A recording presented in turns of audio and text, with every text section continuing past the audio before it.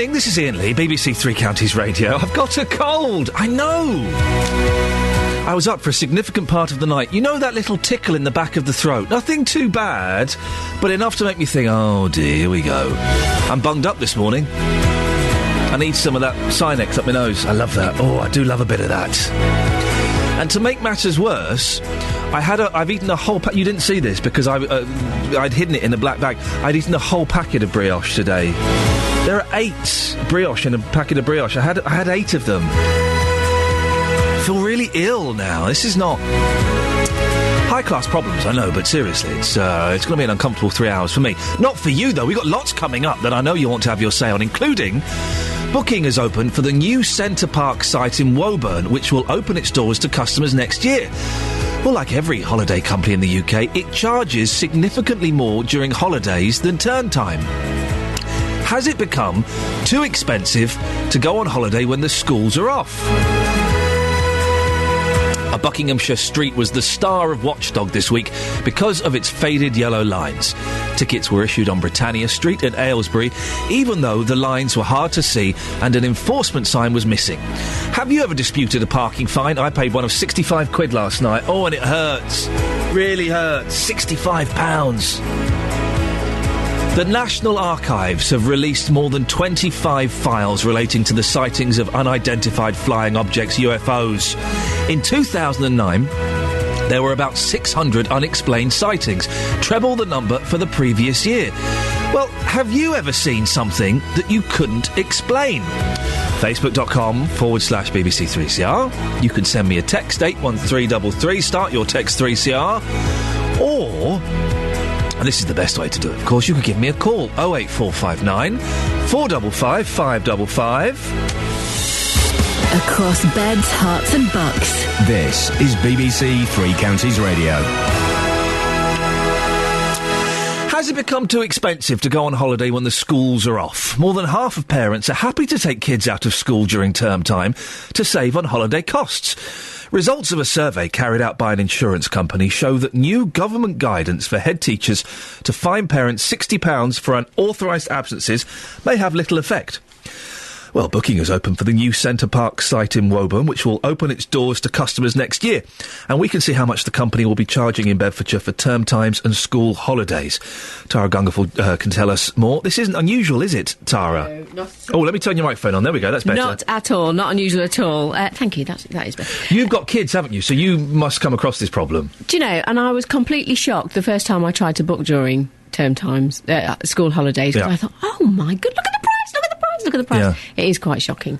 In some places more shocking than others. And yet, like all holiday companies, you know, Centre Parks does charge more during the school holidays. It's not doing anything different to anybody else.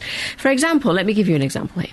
A 4-night midweek break during October half-term, a very popular time to get away, because the weather during October half-term is often not bad. Yep. In some cases, it's better than it is during the entire summer months. Well, next year, in 2014, it will cost more than £1,140. A week later, the price for the same accommodation drops to £499. That's incredible. That's an incredible difference. It is a big difference. On average, ABTA says the cost increase is usually between 25 and 30% for holiday companies, and people booking for the school holidays know that they will have to pay a premium, but that does seem like quite an increase. It doesn't go down well with everyone, does it? No, and we have done this subject in the past, because it's one of those ones, it's kind of like every year it's an issue, but every year it's still the same issue the following year, you know, and in lots of ways there doesn't seem to be much that is done about it. Some companies, you know, they offer free child places as a bit of an incentive if you book early with them. So there are things for some parents, but it's just annoying, because you're told that your child's education is absolutely and very rightly really important, but at the same time you feel like you might be penalised if you decide to follow all the rules and just take them during the school holidays. Now, as you mentioned earlier, up until now, fining has been at the discretion of head teachers, but government guidance has taken the discretion out of this. And we can see from this research that you mentioned as well, from this insurance company, that parents will probably still take that fine because it's considerably cheaper than going on holiday. Well, a 60 quid fine is cheaper than a £600-700 price hike in holiday, isn't it? Well, of course it is. Here's Christine Hood. She's a retired teacher from Hertfordshire and former secretary of the county's branch of the National Union Union of Teachers, that's a very mouthful of a title, she says she doesn't blame parents who take their children out during term time because of this. It's not the parents' fault. It's the holiday companies. Why do they double the price almost when it's school holidays? It's totally unfair on hard-working people. If holidays were the same price all year round, parents wouldn't be forced to go when it was cheaper. Now, we'll be finding out later why holiday companies do have this disparity in pricing. But Christine also thinks that there should be some sort of action on this to make holidays a more reasonable price. Well, it used to be called retail price maintenance, where things were capped. You know, they weren't allowed to charge too much. I just think it's totally unfair on the parents. And this sort of pricing arrangement, it affects everyone, doesn't it? Oh, absolutely, whether you've got children or not. And there'll be people listening at the moment. I'm busy talking about school holidays. They'll be saying, well, I'm retired. I don't go with children anymore. But if they go during that break... Yeah, I can't afford to go during the school holidays. And the school holidays aren't just the school holidays. They're also the times that are generally more popular for everyone to go away. Yep. For example, Christmas and Easter. And you don't need children to want to go away at that time of year, do you really?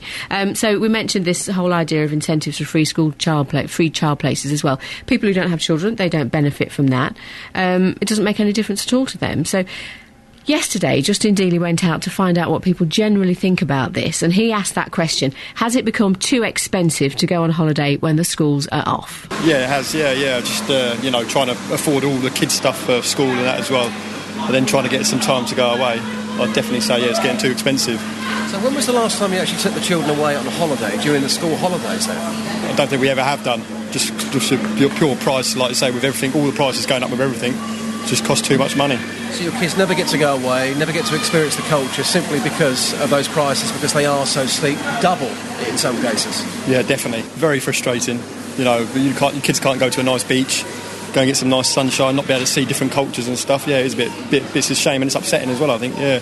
Catherine, you've got two children. Has it become too expensive for you to take the children away during the summer holidays? Absolutely. It's the only time we're allowed to take them out, and so there's the high price, and it's really hard to afford it when you've got such young children. Your kids are missing out, aren't they? Yes, yeah. I mean, they want to go on holiday, they want to have a nice time, and they can't, really. So what do you do? If it's too expensive to go away during the summer and you're being told you're going to be fined if you take your children out of school during term time, when are your children going to be going away to experience some culture? Well, when they can afford it themselves, or you have to save up for quite a long time and be able to do it then. And do you think the holiday companies should be forced to lower their prices? Maybe the government stepping in to do something to give families like you a chance to afford to go away? I think they need to make it fairer. It doesn't seem particularly fair. Have Centre Parks made any comment on this? Yeah, they have issued a statement. In line with many other companies, our prices are set according to demand. The price increase reflects the huge demand that we have for our short break holidays during peak season. We are 100% full during these periods and, in fact, have significant overdemand. In essence, our pricing reflects the popularity of our short breaks and the value which our guests place on them. Well, there you go. Thank you very much, Tara. 08459 455 555. Has it become too expensive to go on holiday when the schools are off? Have you pulled your kids out of school a week early? A couple of weeks early to save a few quid? Or do you find you're not a parent, but you're being penalised during the summer holiday and the half-term holiday and the Christmas holiday because you want to go away? Has it become too expensive to go on holiday when the schools are off? You can text as well, 81333. Start your text 3CR. Here's the Turtles. Morning, this is Iain Lee, BBC Three Counties Radio. Is it too expensive to go on holiday when the schools are off? 08459 455 555. I'm going to press a button, play some music, and then I'm going to impress the heck out of Adam Glynn. Stay listening. I've had 8 brioche this morning, Adam. Oh, how did you manage that? I just sat there and I kept eating them. I had them in the secret bag so no one could see them and I didn't have to offer them. And I just kept... Every time people looked around, they thought I was on the same brioche. I ate 8 of them, Adam, and now I feel sick. I'll be honest, I am very impressed. I knew you would be. You're a boy. Let's have the travel. Speak to you in a bit. Cheers, Ian. Adam Glynn, BBC Three Counties Radio. Adam, guess what?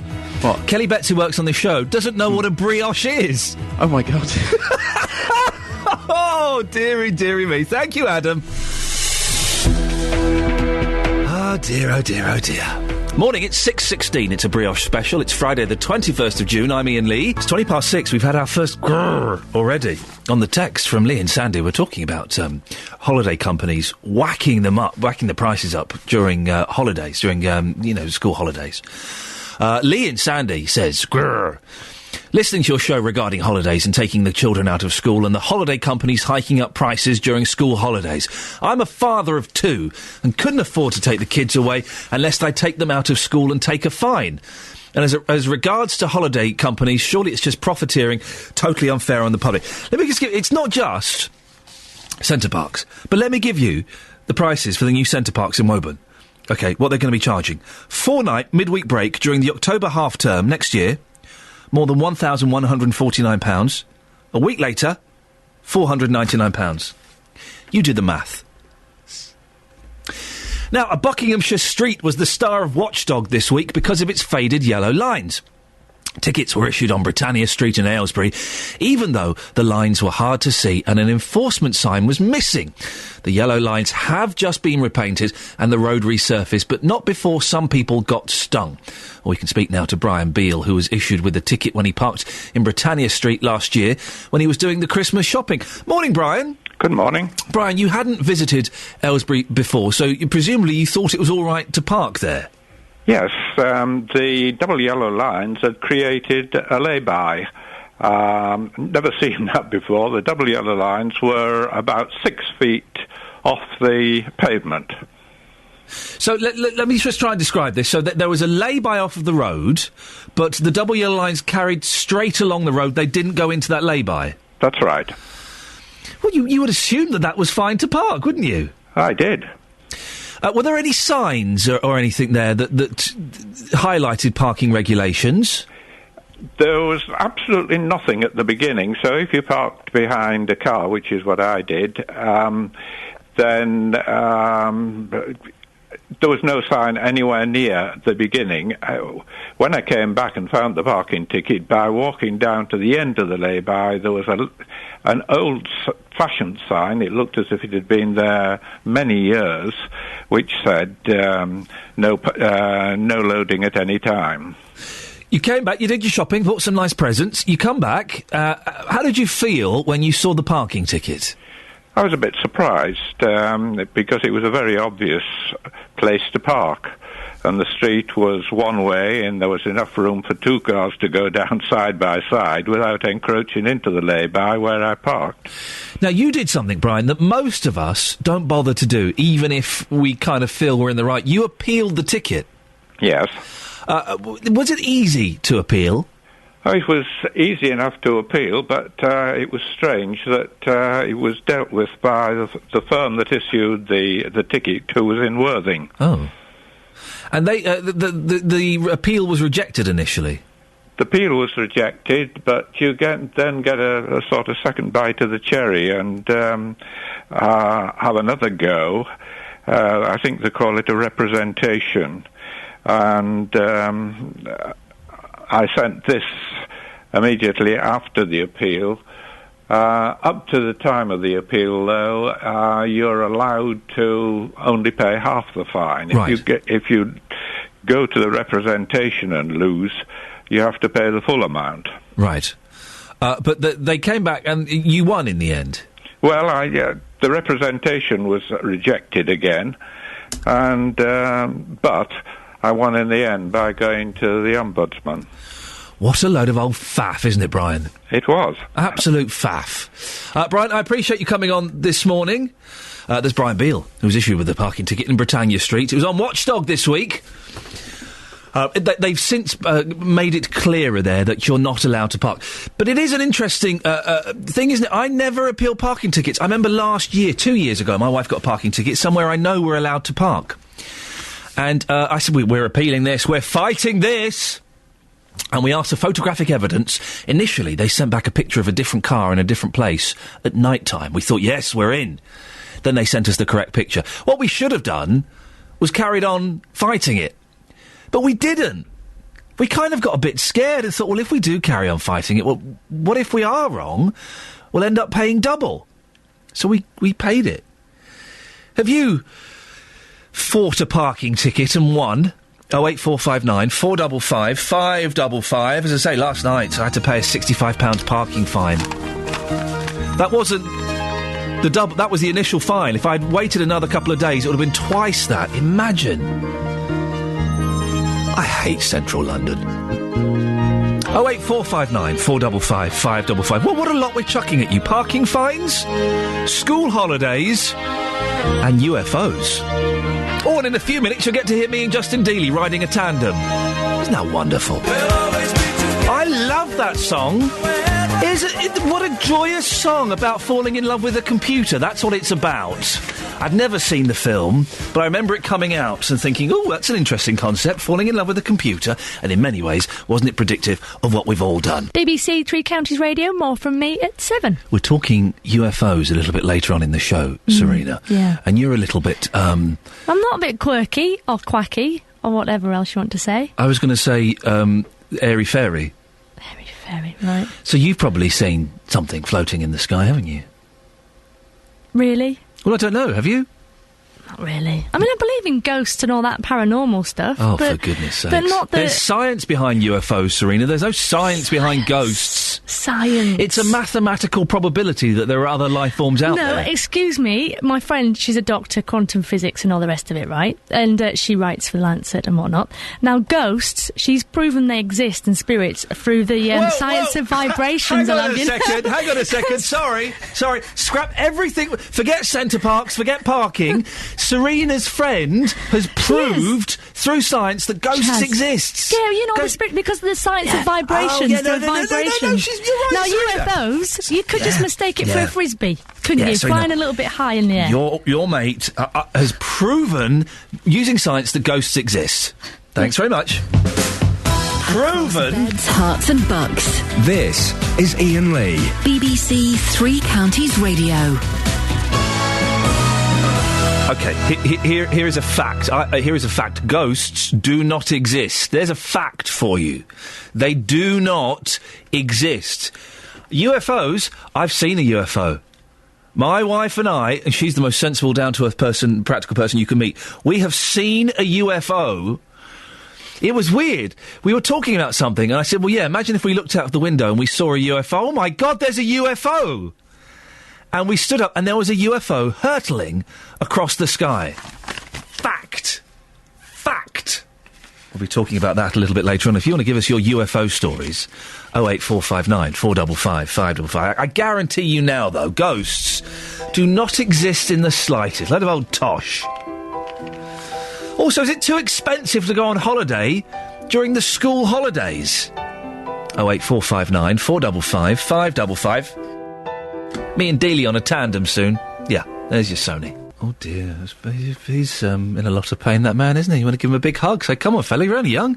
He'll pick up. Now, if you were listening to my programme this time last week, you'll remember we were asking whether cyclists were a menace on our roads. We've got a debate going, and some of you rang up to tell us that some of the roads around the three counties are just not safe enough for cyclists. Well, I wanted to put this to the test, and after managing to get my hands on a tandem donated by Cyc Concern in Bedfordshire, myself and our cycling correspondent Justin Dealey decided to go out for a ride on the roads of Luton. As Kelly Betts, a member of our team, tried to keep up. She's only tiny. Good morning, I'm Susan. I work for Cyc Concern Bedfordshire. This is our tandem bike. There are some social etiquette stuff you need to remember. When you're on the front, you never accuse the person behind of not pedalling. They get really offended, and then they will stop pedalling and you'll notice the difference. You never spit, because it'll blow backwards, OK? And try and make sure you give them warning of corners, because you need to lean, and the guy at the back will need to lean as well. But apart from that, I think you're going to be fine. Go steady. Did you all get that? Yes, we did. Right. It should be fun. Mark, come and tell us. First of all, this Cyc Concern helps blind people. Why on earth have you got a bike? Well, the idea, and I've worked here 10 years, I can't believe I didn't think of it before, is that... Could you stop moving on the back? Yeah, sorry. Give my cigarettes to Kelly. The whole idea is that the person on the back can be blind, partially sighted, doesn't matter. As long as they can pedal, they can actually get exercise. You look like a teenager on a grifter. Yeah, I'm ready for it. Shall we have a go? I used to have a grifter. I used to have a grifter. Yeah, they're great fun. Nice one. Yeah. Sweet. Shake on that. OK, right. Any tips for pulling off? How do you pull off, Mark? Well, when I did it, I just kind of tried to get up to speed as quickly as possible so that we didn't fall off. OK, ready? Countdown. You ready? OK, you ready? 5, 4, 3, 2, 1. Go. No, you got to pedal. Pedal at the same time. Hang on, what's going with the gears? Hang on. Whoa, pedal. I got it. Go, pedal. Let's go. Pedal. Look out, Kelly. We're going to turn left. Turn it, that's it, we're going to go straight. Hey, this is all right. This is quite good. We are cycling through Luton on a bicycle. In the middle of the road. In the middle of the road. Well, it would be on the road, Kelly. Yeah, but in the middle. And I'm really I don't know what cyclists have got a problem about. I'm enjoying this. This is Justin's really not good paddling. fun. See if this I person can't thinks run we look cool. anymore. They've outwheeled me. There's currently 2 grown men riding down the road on a tandem, looking a bit silly. They're about 6'8", and the bike's about, I don't know, quite small. Hi, can you just quickly tell me what you've just witnessed? I've just seen 2 people on a bike. 2 of them on the same bike? Yes. They look a bit silly. Yes, I do look silly, yeah. Would you go on a bike like that? No, I wouldn't. No. They're muppets. Justin, you ready? Yeah, push, I'm ready, push, boy. push, push, Push it. pedal. Ah! Go, go, go, go. Go, mind that car. There we go, this is it. Right, we're going to do a right turn, Clyde. Signal, signal. There's a ladder! Do we, as a young lady, do we look cool? You look... It's the coolest I've ever seen you both look. Can we pop a wheelie, Justin? How far are we going to have to do this for? Well, we'll be going for about 10 minutes now. I'd say another, 5 minutes? Okay. I'm doing this all day. Oh, look out! To be honest, to be completely serious about this, I think I can see some of the pressures that cyclists face because a lot of the drivers haven't stopped for us. They haven't given us the respect we deserve. And it can be tough being on a bicycle. You're not pedalling, are you? He's not! He's not pedalling! What are you pedalling for? About 2 minutes. I tell you what, you can drive it home. I'm off. Good luck, mate. I'll get on the front, yeah? We're swapping over. That's myself and Justin Daly riding a tandem, and thank you to the team at Sight Concern who allowed us to use it. I think what we have proven there is that cyclists are a menace on the roads. If our attitude is anything to go by, then heaven help anybody else. There's a little bit more of that coming up later on. And so, yes, you have a quick look at the front pages. Why the heck not? The Guardian calls for fresh inquiries into NHS cover-up. Department of Health under fire as watchdog names accused officials. And there's the Queen. Look at the Queen. Oh, my goodness. I like the Queen. But she's grinning like a demented loon whilst looking at one of the tiniest trophies in the world. Front page of The Guardian. She's gurning, looking at this tiny... her horse won a race. Oh, good for her. But it's a tiny cup, and her face is like, yeah, rat fans. I don't think it's treason to say the Queen looks like Roland Rat. The Daily Telegraph, the NHS, the drug firms and the price market. Drug companies face accusations of secretly colluding with pharmacists to overcharge the NHS millions of pounds. You don't say. Really? Really? Drug companies are doing it for their own interest, they're not doing it for the kids? No. There's the Queen looking excited again. This is a great headline. Marco Pierre White is a bit of an idiot, says judge. We read on. Marco Pierre White, the chef, might have been a, quote, dishonest idiot, unquote, a High Court judge ruled yesterday as £174,000 worth of damages over a failed restaurant was thrown out. The television chef must also pay an estimated £500,000 legal fee, plus costs of £240,000. He's been a bit of an idiot, said Mr. Justice Morgan, and it maybe has been a dishonest idiot on top. Marco Pierre White. Which one's he? Is he the one with the sort of long, greasy hair? The Independent, there's a cloud over Asia, a literal cloud. Named at last. The health chiefs behind Care Report cover-up. The two most senior members of the NHS regulator were at the centre of an alleged cover-up over a hospital where as many as 16 babies died. The Times, furious families demand inquiry into NHS cover-up. And here we go, this is why we're talking about UFOs. It's on the front of the Times. You see, it's not just frivolous nonsense. It's proper news story. It's a proper news story. MOD closes the X-Files after 60-year UFO hunt.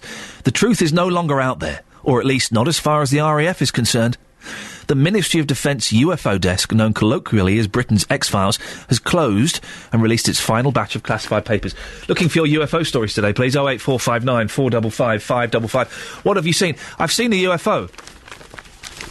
Ghosts don't exist, but I have genuinely seen a UFO. You'll be welcome with open arms here, brother and sister, if you want to come and tell me your stories. BBC introducing Live at the Hat Factory in Luton, Saturday night from 8. Thank you, Gareth. Totes busy. Hashtag would like to go but can't make it, unfortunately. Never mind. UFOs. Ever seen one? Leslie's in St Albans. You've seen one, have you, Leslie? Oh, yes, yeah. What was it? No, you see, that was the interesting part, because it was round, Yes. then it went to a cylinder, like a cigar, because I actually thought it was one of the blimps. Yes. But it kept changing, but there was no intermediate period. There wasn't a part where it actually sort of became, it just went from round to cigar shape, and then looked back at the road, because we were the road was very busy. Everyone was looking at this thing. Yeah. And looked back at the road to check the road. Looked back again, just a flicker, of my eyes. Yes. And the thing was gone. It went. It vanished. It just disappeared. And did you completely. speak to other people? It was unbelievable. Hello. Did you speak to other people? It was. There was passengers in the car. We were all watching it. Wow. But of course, the other drivers. It was the A20. Everyone's concentrating, as much on their driving as they were. And when you've mentioned this to people, Leslie, do they laugh at you? Actually, no. It's surprising other people don't. They might sort of look a little bit askance at times, but no, they don't usually laugh. I think there's a lot of believers out there, or at least, the question mark is there. I want to get picked up by an alien and be probed. I would love that. I want to be probed. Don't you want to be deeply probed? Not really. Oh. But then again, I should imagine their technology would... they're probably probing you anyway right now without you realising it. Oh, really? They could they could be working through the headphones, Oh, Leslie, don't. Now I'm getting uncomfortable. And that's are you picking up radio signals in your fillings yet? Unfortunately, I'm picking up heart. I'm picking up that rubbish. Leslie, nice to talk to you. Thank you. You go, perfectly sane sounding person. Saw a cigar shape. No, it wasn't a cigar shape. It was a ball shape. No, hang on, it's a cigar shape. Suddenly it's gone. It has to. They have to exist. They have. Nanny Eileen, the UFO. You believe in UFOs, don't you? Yes. Of course you do, because they statistically, mathematically, other life has to exist in one of the many galaxies and universes. Yes, I agree with you. And you're a fool, not you. Let me finish. You're a fool if you don't believe there is other life out there. It's not airy-fairy. It's not nonsense. It's a mathematical probability. Rant over. I've got a bit of a cold this morning, Nanny Eileen. I'm sorry to hear that. Bit bunged up. I had a tickly throat all night. Yes. And so I didn't sleep very well. Oh, bless you. Feeling tired, I'm feeling grumpy, and I'm feeling sorry for myself. Oh, and I was going to wish you brightest summer solstice blessings. Ah. That silenced you. Yeah, it did silence me. Today's not summer solstice, is it? Yes, it is. Oh, is it? Yes. Oh, brightest summer. Are you going to be dancing around a phallic symbol? Hopefully, yes. I'm going off to Brighton. Oh. There's drumming board and Morris and goodness knows what. Plenty of phallic symbols down there. Can I very quickly tell you, on Sunday, the Great British Greyhound Walk, it will be groups of people walking together, not all gathering together in one place. No. With their dogs, Greyhounds, obviously. yeah. The local one is at Weston, between Baldock and Stevenage. Yeah. 10 o'clock at the Cricketers Pub. Anyone who wants to know more, get in touch with Here we go. GBGW on the website. Thank you. Advert over. Here we go. Right, I get it, Nanny Eileen. We all meet at the pub at 10 o'clock. Yeah, of course. I see how your mind works. Well, you've got to get... you've got to get your priorities right, haven't you? You have got to get your priorities right. A nice boozy dog walk. Well, you booze afterwards. Oh, I see. Then people will make donations and give the donations to their local greyhound rescue Well, group. good luck. I know you do a lot of work for greyhounds, so good luck with that. But, Nanny Eileen, we're not here to discuss greyhounds or UFOs. I know we're not. We're here to discuss brand new music. Yippee! From Beds, Hearts and Bucks, part of the BBC Introducing Show, which goes out Saturdays in the evening. Busy then. But this is, I think this one could be an absolute corker. This is by a band called Atlas. Yes. They're from Hitchin. Yes. And it's called Summer Jams. Ideal for today. Ideal. Shall we have a listen? Yes, please. Here we go. Well, there you go. That's Summer Jams by Atlas. They're from Hitchin. You can hear more music like that on, from BBC Three Counties on BBC Introducing every Saturday evening from 8 o'clock. Nanny Eileen, what did you make of Summer Jams by Atlas? Oh, I liked that. Yeah? I loved that bit of rap in the middle of it. The rap was good, wasn't it? Wasn't it brilliant? Do you know what? We had a little conversation, Kelly Betts and myself. Kelly Betts helps choose this music. Yes. And she went, I bet Nanny Eileen likes the rap. Yes. You did say that, didn't you, Kelly Betts? Yes, I did. Oh, good. You were right, Kelly Betts. Yes. For sure. There we go, for sure. How did it make you feel, Eileen? Oh, I was having a little bop to that. Yeah, nice little boogie. Oh, it really lifts the spirits. Yes. It does, it's joyous. I can imagine... Ideal for today. I can imagine driving around in an open-top car, stuck in traffic, listening to that very loudly. Oh, whizzing down a country lane, not stuck in traffic. Wow.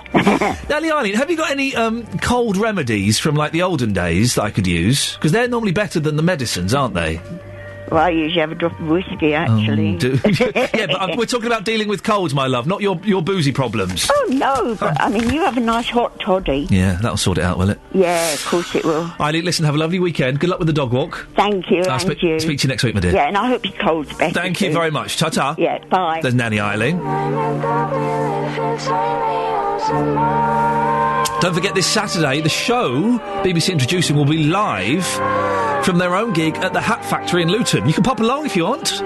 It's free. Doors open at 7. Why wouldn't you want to go? I mean, I'm busy then, otherwise I would totes be there. Hashtag I'm working that night, I'm afraid. Sorry, guys.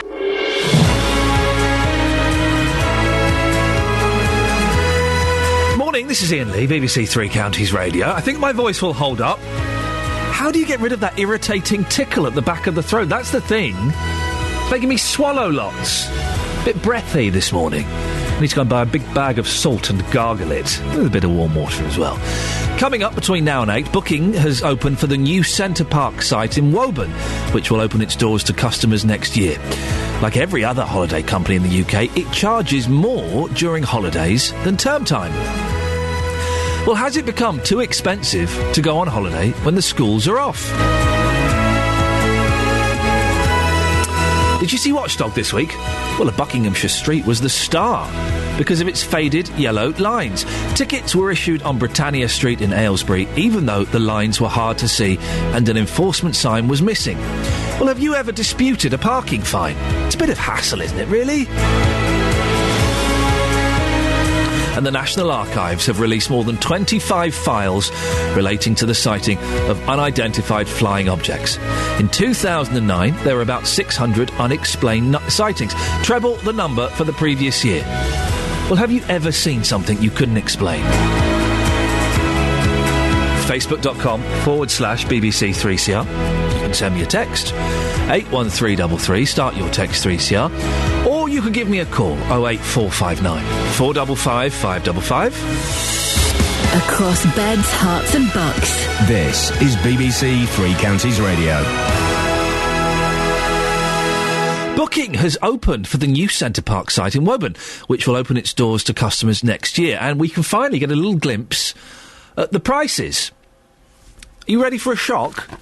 A 4-night midweek break during October half-term next year will cost you more than £1,149. A week later, £499. That means you're paying 130% more to travel in half-term. Now, this is Centre Parks. Most of the holiday companies do it. 08459 455 555. Are holidays becoming too expensive when the schools are off? Do you take your kids out of school a week earlier, a week later, to save a few quid? Yeah, you pay £60 fine, but you're saving £400, £500, £600 in some cases. ABTA, the Association of British Travel Agents, says average rises are 25 to 30%. Well, we sent Justin Dealey out and about to ask, has it become too expensive to go on holiday when the schools are off? Yeah, it has, yeah. Just, trying to afford all the kids' stuff for school and that as well. And then trying to get some time to go away. I'd definitely say, it's getting too expensive. So when was the last time you actually took the children away on a holiday, during the school holidays then? I don't think we ever have done. Just a pure price, like you say, with everything, all the prices going up with everything. just costs too much money. So your kids never get to go away, never get to experience the culture simply because of those prices, because they are so steep, double in some cases. Yeah, definitely. Very frustrating. You know, your kids can't go to a nice beach, go and get some nice sunshine, not be able to see different cultures and stuff. Yeah, it's it's a shame, and it's upsetting as well, I think, yeah. Catherine, you've got 2 children. Has it become too expensive for you to take the children away during the summer holidays? Absolutely. It's the only time we're allowed to take them out, and so there's the high price, and it's really hard to afford it when you've got such young children. Your kids are missing out, aren't they? Yes, yeah. I mean, they want to go on holiday, they want to have a nice time, and they can't, really. So what do you do? If it's too expensive to go away during the summer and you're being told you're going to be fined if you take your children out of school during term time, when are your children going to be going away to experience some culture? Well, when they can afford it themselves, or you have to save up for quite a long time and be able to do it then. And do you think the holiday companies should be forced to lower their prices? Maybe the government stepping in to do something to give families like you a chance to afford to go away? I think they need to make it fairer. Well, Lynn Hughes is editor of Wanderlust Travel Magazine. Morning, Lynn. Morning, Ian. Can anything be done about this price hike? Not really. It's a really difficult one, because even if you said, well, the travel companies, you know, you mustn't put your prices up, they're going to turn around and say, well, we have to, because, you know, the hotels put their prices up, the attractions put their prices up, the airlines put their prices up. And, you know, there's this whole circle going on of prices going up. And I must admit, quite a bit of it is, although some of it will be, you know, obviously a bit of greed and taking advantage of the situation. In other cases, you can't blame it. You know, if you ran a small family hotel in a holiday destination, then, yeah, of course you would put prices up at the peak times, because a lot of the year your hotel is going to be sitting empty. I think people can understand that, of course. But when you look at these huge corporations like Centre Parks, well, we've got October half-term next year, £1,149. The week after, £499. That's a difference of 130%. Well, again, you know, they would say, even though they're a big corporation, I'm sure that they would argue that there are, you know, for perhaps 2/3 or 3/4 of the year, they're probably losing money by having that big site there, having that infrastructure, having a team of people working there. And so they have to make the money almost as the hay shines, you know, and, you know, sort of thing. So it's a really difficult one. I don't think it's going to change, because it applies all over the world as well. It isn't only this country. And, you know, this discussion that we're having now will be going on in you know, dozens of countries around the world, because they're the same, you know. When you see have summer holidays where all the prices go up. When you see price increases like that, you can understand why parents take their kids out of school, can't you? You can, and definitely. And, of course, what is probably going to be very frustrating for parents now is that the government is trying to, you know, really cut down on that. And Michael Gove has actually spoken out against it and said that children shouldn't be taken out of school. And so, whereas up to now it has been that, you know, at the school's discretion you could have 10 days out, up to 10 days out, that is actually going to be clamped down on.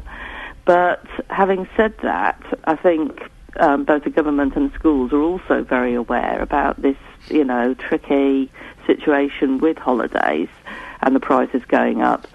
So there has been a lot of talk about changing the school year. And Michael Gove just said recently, a couple of months ago, about he's put forward that perhaps the summer holidays should only be 4 weeks instead of 6 weeks, and that different schools should have them at different times. And in that case, it might help spread things around a bit. And I think he's looking to Asia for that, really, because in Asia they tend to have shorter holidays than us. You know, but prices would probably still change accordingly, wouldn't it? It could get more expensive for more of the year. Of course, particularly if all the schools broke at the same time, but in an even shorter period, then it would. But also, it doesn't just affect families, does it? It affects everybody who wants to go on holiday in that 6-week, 7-week period. It does, and I must admit that I'm always surprised if childless people, like childless couples, go away in August. You think, why do it? You know, let's face it, you know, this country's beautiful in the summer, so, you know, take advantage of your back garden or your balcony or your local park. We've not been able to do that this year. Well, no, we haven't. There has been that dreadful weather of the last few summers. But having said that, there's still so much on in this country during, you know, the summer months. You know, there's always local festivals and fetes and all sorts of things going on. When do you go away, Lynn? When do you book your holidays, or are you off all the time with your job? Well, with my job, I'm away a lot, I must admit. But again, I do avoid July and August, though, anyway. And I mean, travel writers do, because, you know, the airlines and the hotels don't really want us, you know, in their places during the peak times, of course, because they're fully booked. And so I always think that, you know, spring or autumn are often the best times to go away. And that's, you know, September, October, for instance, I'm away a lot. It's a wonderful time to be away because everything everywhere has gone very quiet again after the summer. And usually the weather is much, much nicer. It's usually very, very pleasant wherever you are in the world. Lynn Hughes, editor of Wanderlust Travel Magazine, thank you very much indeed. We did ask Centre Parks why they charge such a huge premium, but they declined to put anyone forward to speak. They did give us a statement. In line with many other companies, our prices are set according to demand. The price increase reflect the huge demand that we have for our short break holidays during peak season. We are 100% full during these periods and, in fact, have significant overdemand. In essence, our pricing reflects the popularity of our short breaks and the value which our guests place in them. Well, has it become too expensive to go on holiday when the schools are off? And is there anything wrong with taking your kids out of school for a week or 2 weeks to go on holiday? Some could argue that taking your kids somewhere interesting, not necessarily Centre Parks, but somewhere of historical interest, they might actually learn more for a week away than at school. I remember we'd go off on holiday in school time. We didn't have that many holidays when I was a kid, but we'd go off in term time. Never did me much harm. Is there a problem with taking kids out of school for a holiday, taking them to see a bit of the world, bit of experience, life experience that they won't get in a classroom? Is that really such a bad thing? It is frowned upon, and the government will be introducing fines if they haven't already. And Michael Gove is dead against it. It's in now. It's September, is it? It happens. 60 quid in September you can be fined. But really, is it that bad to take your kids out of school during term time, to take them on holiday? I would suggest not. 08459 455 555. You're giving them a life experience. You're taking them to see something new, something different, different food. If you're going abroad, different culture. Unless you're one of those idiots that as soon as you get to Spain or Greece or Italy or wherever, you look for the English cafe that shows English football matches and the X Factor. Oh, where I go to in Greece, there's a street, Lagana, where every bar advertises the fact they're showing Big Brother and the X Factor. No, that's not what I go abroad for. But think about it. You save a lot of money, significant amount of money, when money's quite tight at the moment. Is it really that bad to take your kids out of school during term time to go on a holiday with them? Surely it's a sensible thing to do. 08459 455 555. You can text as well. 81333. Start your text 3CR. Well, there's been a big release of files of UFO stories as the MOD has closed its files. The truth is no longer out there. This is the front page of the Times. Or at least not as far as the RAF is concerned. The Ministry of Defence UFO desk has closed and released its final batch of classified papers. Well, I think that's sad. Of course there's other life out there. There has to be. There has to be. Glenn's from Hemel. Morning, Glenn. Hi, Ian. Have you seen a UFO? I have. Go on.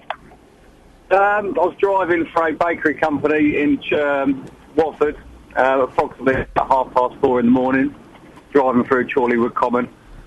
I saw a bright light in the sky, so I pulled over, turned the headlights off. It was early morning.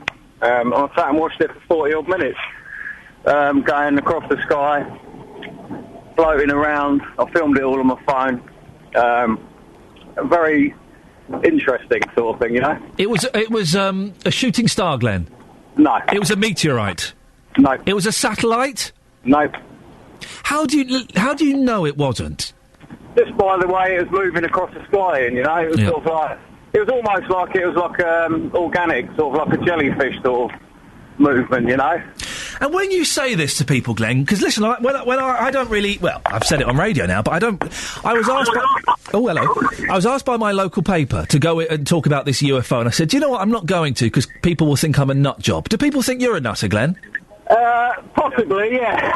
I mean, I've always been into laugh like that. I bet they this sort of thing, Ian, and Yeah. there's a lot happening out there that we don't know about. You know what I mean? Glenn, you are absolutely right. With a laugh like that, I suspect that people do. But listen, I believe you. My local paper said, "Oh, would you like to come and talk about the UFO?" No, thanks. Why? It's a great story. No need to. I know what I saw. I don't want people pointing at me.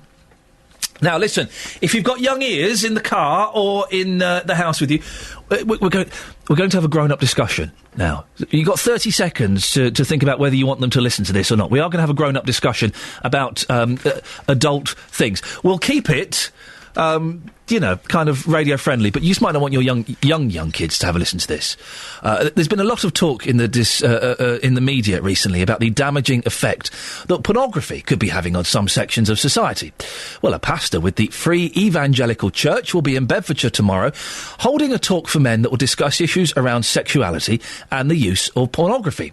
Well, Gerald Coates is the co-writer of a book called Sexual Identity and joins me now. Morning, Gerald. Good morning, Ian. What exactly will your day involve tomorrow? We are in Stotfold in Hertfordshire, and we're in a church which is called King's Baptist Church. Anybody can come along. It's from 10 until 4. It's completely free.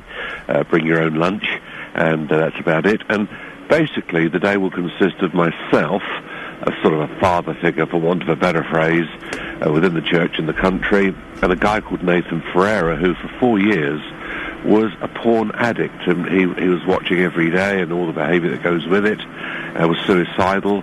If I told you his story and then introduced him to you, you go, no, this can't be the guy in the story, because he's very good looking, tall, funny, very witty, but this was him. And he is typical of a lot of 16, 17, 18-year-olds who were first of all inquisitive, then got lured into looking at this stuff, and then got hooked.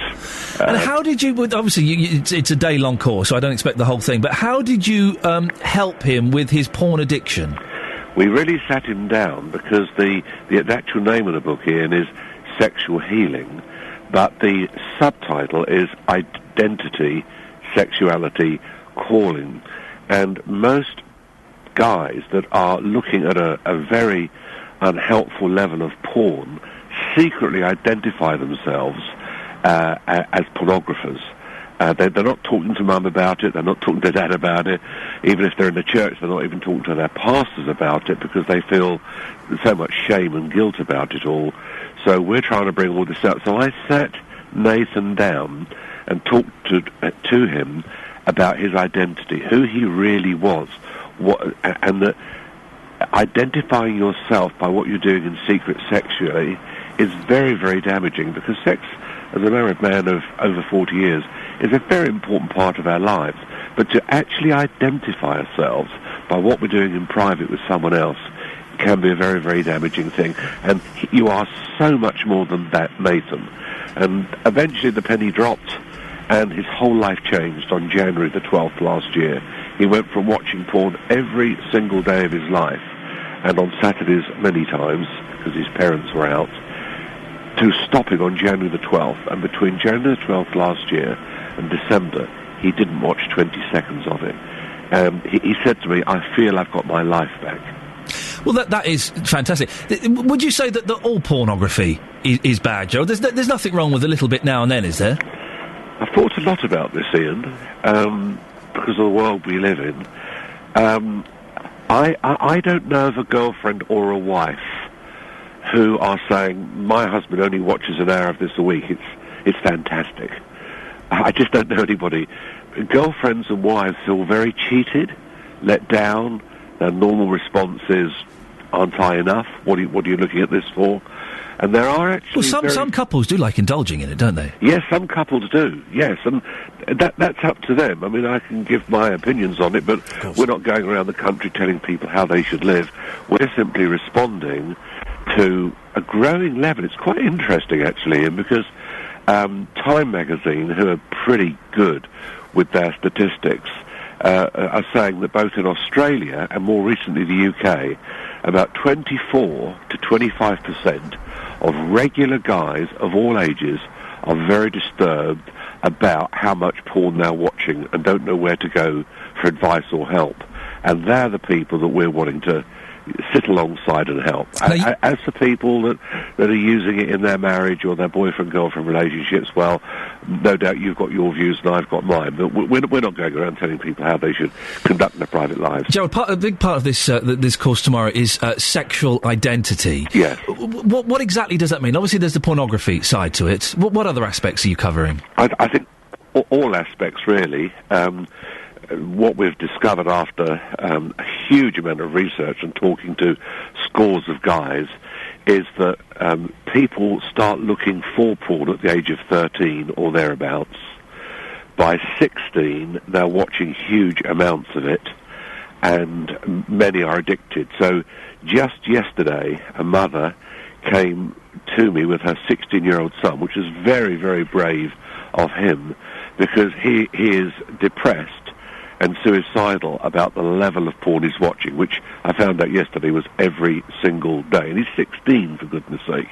And he's seeing things that, you know, if you had a couple of people, a guy and a girl, man and a wife, staying at your home, you'd hardly be standing in the doorframe of the house watching them have sex together in the bedroom. You know, people would say you're an absolute pervert. But that is what porn is. We're looking at mainly prostitutes who are being paid to do this, or to people who've been brought into slavery. These are not people that love each other, care for each other. It is a world of utter deception, crime, and slavery. What if someone comes tomorrow, Gerald, and is confused about their sexuality and who's possibly gay? What would you be able to tell them? Well, first of all, we would try and find out, when were you first aware of your sexuality? Who were you attracted to? Do you know why? All of that research has to be done. And quite often a guy will say, well, you know, my older brother taught me how to masturbate and I quite enjoyed it, so I thought I must be gay. Matthew Paris, the atheist homosexual, is brilliant on this subject. You know, he says that there are no two tribes, straight and gay. Sexuality is very, very complex, and it is. But sorry, just we're running out of time. I know the M word is acceptable in adult conversation. Just remember, we have young ears listening, Gerald. That's all. And apologies to anyone who may be offended. What are you saying? I nearly used another word because they're more used to that. No, don't use the other one, for goodness sakes. Oh no. But what are you saying? Are you saying that if someone came in who thought they were gay, you could cure them of being gay? No, I don't think you can do that. I think what we could. I don't even like the phrase. I think what we can do is find out where things happened, what were the factors that led them down a certain route. Are you happy with that? If people are happy with being gay, if people are happy sleeping around, if people are happy doing things that are within the law, we don't feel it's our right to go around telling them what they could or should be doing. We simply want to help people that are saying, I really am not happy at the age of 16, for example, or 18, or 28, with the way my life's going from a sexual point of view. It's affecting my thinking, my behaviour, my relationships, how I view the opposite sex, or indeed, as you're saying, Ian, the same sex. I do not want my life dominated by this sort of thing. I'm much more than that. Gerald, thank you very much for coming on. It's appreciated. Gerald Coates, co-writer of the book Sexual Healing. And he'll be giving a talk tomorrow to help young people who may be addicted to pornography. 08459 455 555 is the telephone number. If you want to give us a call, don't forget as well, we're talking this morning about how it's much more expensive to take kids on holiday during the school holidays. October next year, half-term holiday, £1,149, Centre Parks. The week after, £499. That's a huge markup, isn't it? Well, is it too expensive to take kids on holiday during the school breaks? And is there anything wrong with taking them out of school. I don't see a problem with it. I don't see a problem if you can't afford to take your kids on holiday in August. Well, take them out of school for a week in September. Take them out of a school for a week in June. Is there really a problem? They're not going to miss that much. Not obviously if they're sitting their exams. That might be a little bit foolish. But if they're 7, 8, 9, 10... there's not really a problem, is there? 08459 455 555. You can text as well, 81333. Start your text 3CR. Or you can go to facebook.com/BBC 3CR. No, I think it's impossible. Oh, there we go. Call 08459 455 555. BBC Three Counties Radio. Morning, Iain Lee, BBC Three Counties Radio. Do give us a call. Coming up in the next 30 minutes, cycling, UFOs and parking. Oh, it's travel-themed. It's all travel, and holidays. It's all travel. It's a travel special. For goodness, I'm still feeling rather bloated. I had 8 brioche for breakfast. 8 brioche. Oh, I feel sick. Feel absolutely awful. Never mind. I think we'll get by.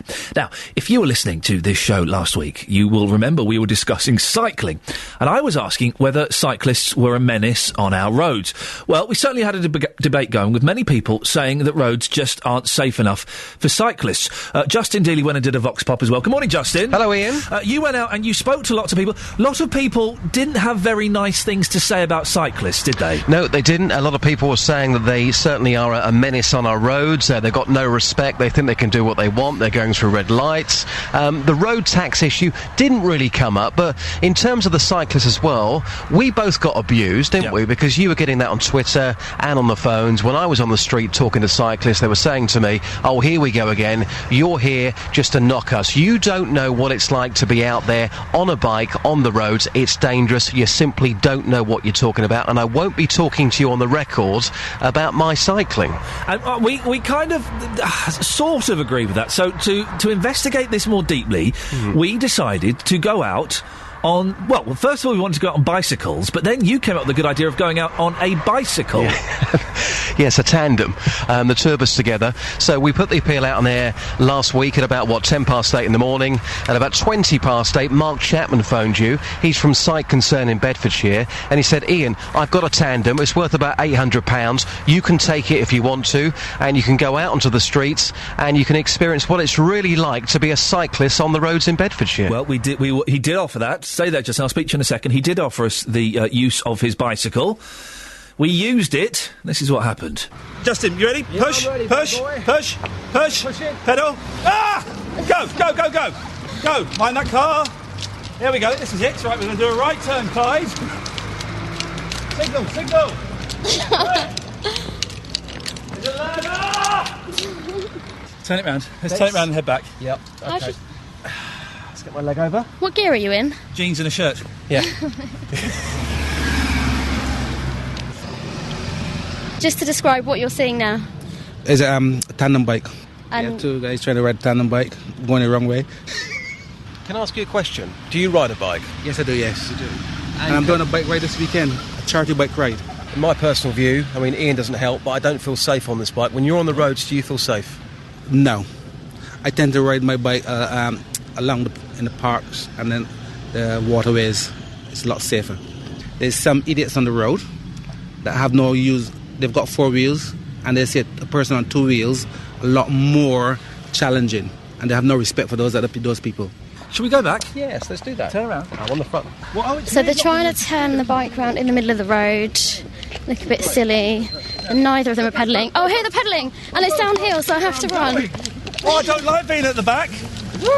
I do not like being at the back. What's it like at the front, Justin? It feels good. We might need to get out of the way of this big van. No, they can go past. Oh, can they? So what happens? I'm scared. Oh, there's somebody else on a bike. Hello, fellow biker. Yeah, that's right. We recognise you, Just. Pick up there. That man was saying, "Oh my God, you're famous." And I don't know what feels better, actually, being on the front or watching Kenny Betts run next to you. I can see your pants. Can you? And a little bit of bum crack. Yes, I know. My jeans come down a little bit low. I haven't got brakes. I tell you what I don't like being at the back. I can't see where I'm going. I've got no brakes and can't steer. And I'm looking at his backside the whole time. It's right. Mark, we've just been out for about 15, 20 minutes on the bike. How'd you get on? It's exhausting. We swap positions. I liked being at the front because you're in control. You can see what you're doing. Yeah. He wasn't pedalling. Sitting at the back, I didn't like it. It made me very, very uncomfortable. How do the people that come and ride this, the blind people you work with, feel about using this? I think people know me very well, so they were quite comfortable with me and trusted me. Because there were people that had never ridden a bike ever. There was one guy who's registered blind who had to go on the front and steered round the grass. He's on the end of the video that I showed you. A guy called Lenny, and one of the ladies went on the back with him, which I wouldn't have probably done. Lenny sounds like a nice chap. I'm not getting on the bike with him at the front. Justin, listen, I really enjoyed it. Yeah. We kind of found out that, cyclists do get a bit of a tough time on the roads with other vehicles. But the thing I found out that's more important is you're actually a really, really nice guy. And do you want to go away on a cycling weekend or something? Yeah, let's do it. Sweet. I'd love to. Let's go. Yeah. Ta-ta.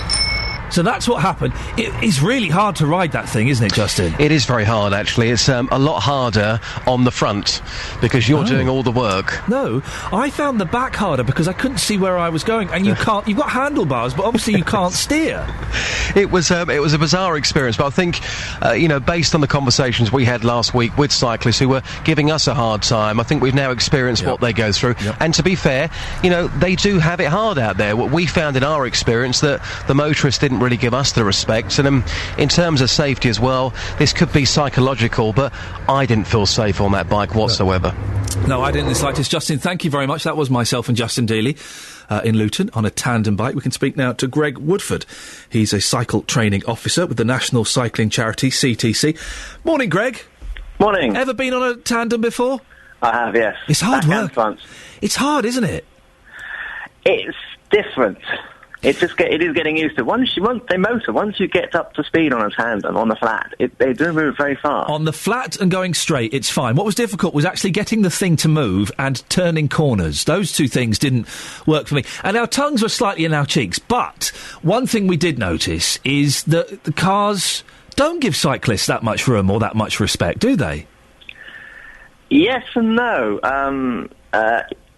They often do, in my experience. I mean, I think what it is 90% or maybe even more, 99% of drivers out there are wonderful people, are very considerate and support you lots in the cyclists. There is the odd one who doesn't, and that is, as a perception, that makes it a lot worse, because the one that you feel that cuts you up or treats you badly is the one that sticks in your mind. Some people do say, and we had this last week, that cyclists are a menace on the roads and we should just get rid of them. What do you say to that? Well, every road user can be called that, can't they? I mean, I don't want to turn it around and say car drivers are a menace, but, there is somebody out there in every field, a lorry driver, bus driver, car driver, van driver, cyclist, who is a menace. But the majority of people in every area of road traffic, tries to do their best to fit in with other people, I think. What can we do to make cycling safer, Greg? Is it creating more specific cycle lanes and cycle paths? Is it training? What should we be doing? Training is the key thing. It gives the cyclist confidence. It gives the cyclist knowledge of how to look and where the hazards are coming from, specifically. Positioning on the road as a cyclist is key. You need to be positioned in a place where you can see and be seen. That is vital for the safety of the cyclists. And that also encourages passing drivers to overtake you properly and not cut you up. The moment you are cut up by a driver is because you're too tucked into the side of the road. I'm not saying cycle in the middle of the road, but I'm saying cycle in a position where the following drivers can see you properly. Greg, I appreciate you coming on the air this morning. It's Greg Woodford, cycle training officer with the national cycling charity CTC. If you want to see some video footage of myself and Justin Dealey on that tandem, and who wouldn't, then go to facebook.com/BBC3CR or follow at BBC3CR on Twitter. And you can also hear some of that in the podcast as well. That'll be released a little bit later on today. Now, UFOs. That they have to exist, don't they? They have to exist. Mathematically, there have to be other life forms out there. Well, Leslie's in Milton Keynes. Good morning, Leslie. Hello. Now, Leslie, you work at the airport. Yes, I do. So do you see many strange things hovering around? I've seen two lots. We actually saw something Wednesday night at 21:05 hours. Hang on a minute. That's 5 minutes past 9. That's right. Yeah, we go. Okay. What did you see? My colleague called me upstairs. He was looking out the window, because we do various patrols and things, and it was just a big oblong sort of shape, but it was really bright, and we just stood there looking at it. He said, well, that's not a plane, because we see them all the time. Yeah. And then both the sides of it just went right in the middle, and it, like you squeezing a squeeze box in, and it vanished. It stayed there for about 20 seconds. And did you speak to any other people who saw this? I asked Maggie the cleaner, because she was up cleaning the offices. She goes, oh, why didn't you shout me? You should have shouted for Maggie. Maggie the cleaner, there's a UFO! I know. Come down! I've seen something 6 years ago as well with the engineers, because I work night shift, you see. Yeah, go on.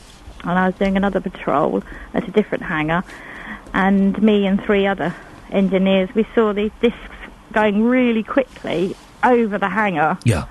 And they couldn't work it out, and one of them had been there for 30 years, so it was just really weird. And did you go and speak to the air traffic control or someone in authority who could verify this? One of the pilots, he's seen things. Really? And I've also spoke to one of the SDOs at the airport who said that, they've seen a couple of strange What did the things. pilot see? Yeah, a pilot's seen a disc. He was telling us he was flying back from... What, in the sky? Yeah. It wasn't just a disc. All right, it was flying in the sky. Okay, so he was flying back to Luton. He'd seen it ahead of the plane, and it actually vanished so quickly. It was just unreal. Now, is it true that if pilots report these things, they get taken off for being nut jobs? No, not always. No. I think not so much nowadays. Right. Yeah. I think it's taken I see what you're saying, but no, I mean, as I said, 6 years ago, I saw it with 3 engineers in the car park, and this was about 3 in the morning. But this one we saw was Wednesday.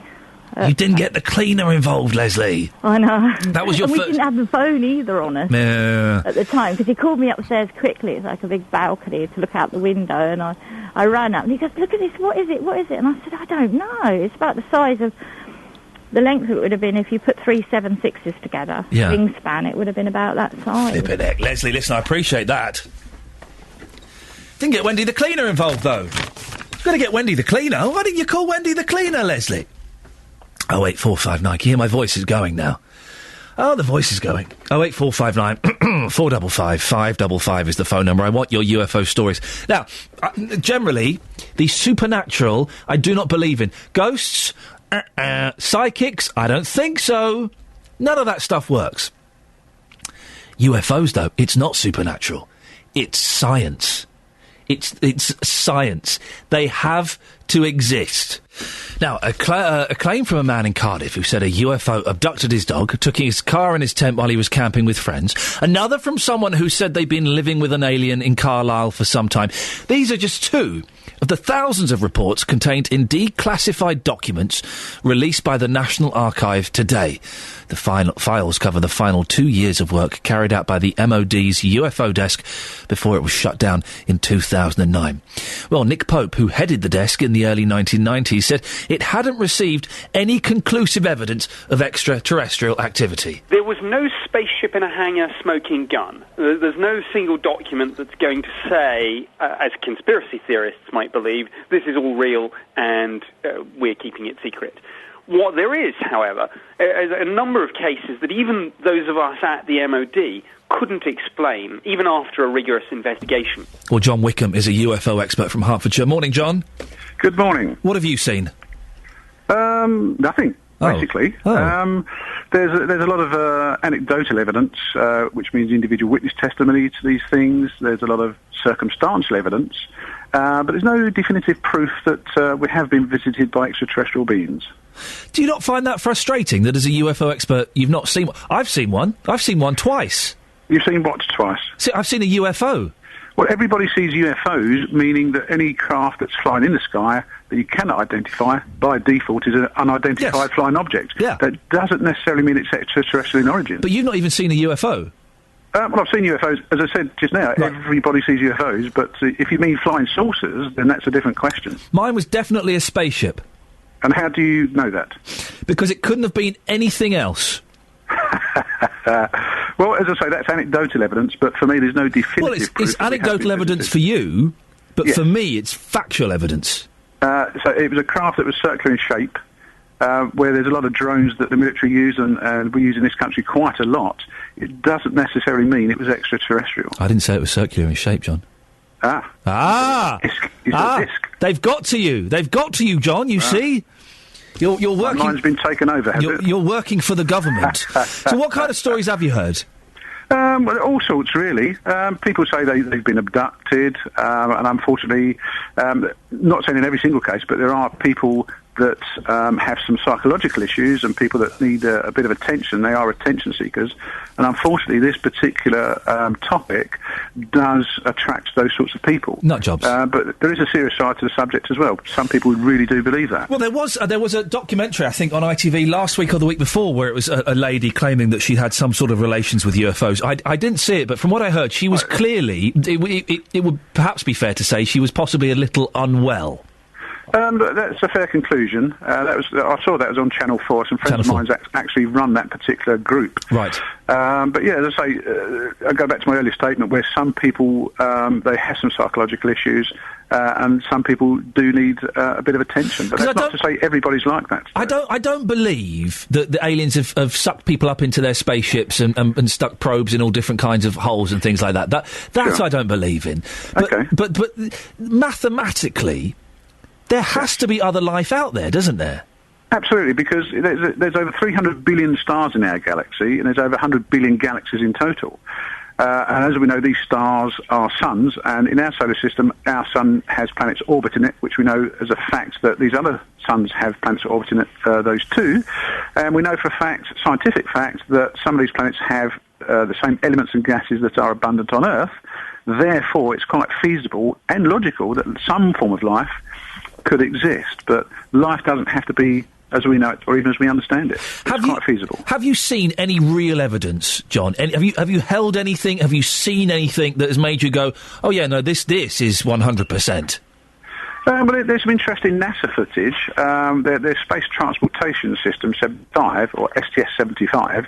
If you tap that information in Google, and you'll see some NASA footage on YouTube, that lasts about 6 minutes, 50 seconds, something like that. That's very, very interesting. It shows some different craft allegedly in space that are under control but are not man-made. So that's an interesting piece of footage. I should be Googling that a little bit later on. And these documents that have been released, the final set of documents from the MOD, anything exciting in there? No, not really. They're just mundane letters from the public, but because they've been released by the MOD, people think, oh, it's secret. The government are eventually telling the truth about aliens, where there's no conspiracy. The UFO desk closed in November 2009 because there was a lack of proof that these things existed. They're just mundane things from general public. John, thank you very much. John Wickham, UFO expert from Hertfordshire. Call 08459 455 555. BBC Three Counties Radio. Hey! Fox was on the telly the other night. Unfortunately, it was on Watchdog. Tickets were being issued on Britannia Street in Aylesbury, even though the lines were hard to see and an enforcement sign was missing. The lines have just been repainted. But we can give you an idea of the amount of money that parking fines bring in. Bucks County Council collected nearly £1.5 million from parking tickets in the last, financial year. While nationally, I know, I'm windy pops because I've got this sore throat, so I'm sucking down big bits of air. I apologise. It really is disgusting. I'm turning into Wally Webb. While nationally, 8 million tickets netted local authorities around £600 million. 28,500 penalty charge notices were issued in Bucks between April 2012 and the end of March. Well, Jeanette Miller is who's a specialist motoring defence lawyer and president of the Association of Motor Offence Lawyers, joins me now. Good morning, Jeanette. Morning, Ian. Some incredible statistics for revenues received by local authorities for parking infringements. Is this figure rising year by year? I believe so. The figure that I am aware of is one that was published in the Daily Mail of 1.2 billion, but that relates to the entire parking industry, the enforcement industry, so may well include private tickets as well as those that are collected by the local authorities. The thing is, a lot of these tickets are handed out incorrectly, and most people don't fight them, do they? Well, that's, I think, something that local authorities rely upon. The amount in issue to a lot of people, whilst it's going to be annoying, it's going to be a not insubstantial sum, it is unlikely to make people go to the effort and the trouble, the time, the money to actually take it to an appeal. The appeal process is actually quite straightforward, but I think a lot of people just find it an annoyance and leave it at that. We spoke to a gentleman earlier on whose initial appeal was rejected, and he took it to a further appeal and won. How do you do that, and how common is that? Well, you first of all appeal to the local authority, and in a lot of cases, they will accept that the penalty charge notice should not have been issued. But in those that they don't, there is a further appeal service available, and depending where in the country you live, if you go on Google and you look in how do I appeal a parking ticket, there's a lot of free information. I would actually recommend that you don't bother to instruct a solicitor to help you, simply because the solicitor's costs are going to be far more than the parking ticket involved. So, yeah, the information's very much readily available online, and you take it to an appeal. The appeal process is quite straightforward, and a lot of appeals are heard without an actual hearing, are heard on paper, and the vast majority, when they're taken to that stage, are successful. It's just that lots of people don't bother.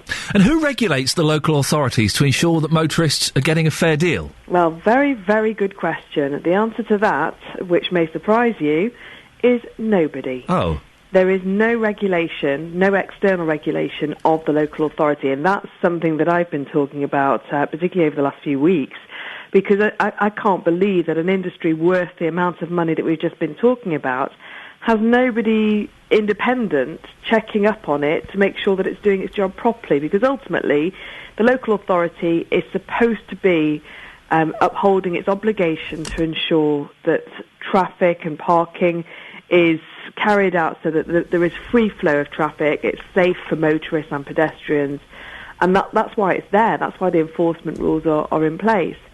But when there's such a conflict between what their obligations are supposed to be and what's the indirect consequence, which is a huge financial benefit for them by collecting all this revenue, it's not surprising that there are quite a lot of stories going around at the moment of local authorities not actually reacting to appeal decisions and not reacting to complaints about poor signage, things like that, because if they were to improve poor signage, faded yellow lines, things that could make it clearer to the motorist, then arguably they may not collect as much revenue. Jeanette, we have to end it there. Thank you very much. Jeanette Miller, who is president of the Association of Motor Offence Lawyers.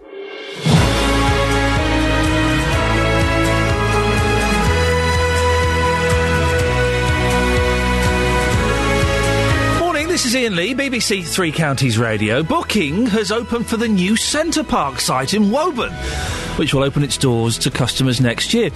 Well, like every other holiday company in the UK, it charges more during holidays than term time. Has it become too expensive to go on holiday when the schools are off? Is there anything wrong with taking kids out of school for a week or 2 weeks to take them on holiday? A Buckinghamshire street was the star of Watchdog this week because of its faded yellow lines. Tickets were issued on Britannia Street in Aylesbury, even though the lines were hard to see and an enforcement sign was missing. Well, have you ever disputed a parking fine? And the National Archives have released more than 25 files relating to the sightings of unidentified flying objects. In 2009, there were about 600 unexplained sightings. Have you ever seen anything you couldn't explain? Facebook.com/BBC3CR. You can send me a text, 81333, start your text 3CR, or you can give me a call, 08459 455 555.